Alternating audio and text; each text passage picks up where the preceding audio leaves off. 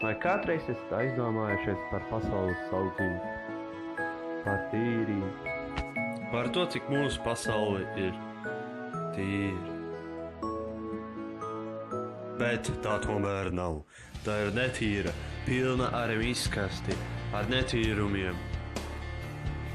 Tāpēc mums kas jādara.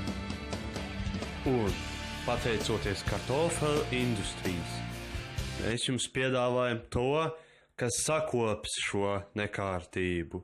Piedāvājam jums tīrīšanas mašīnas, kas izskatās pēc cilvēkiem.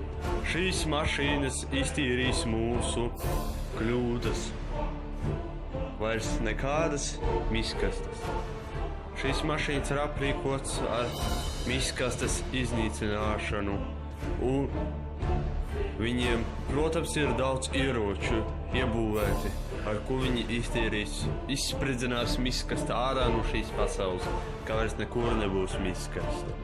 Piemēram, pazīties šo rīku. Īpašs rīks vai sasmalcinātu miskastu.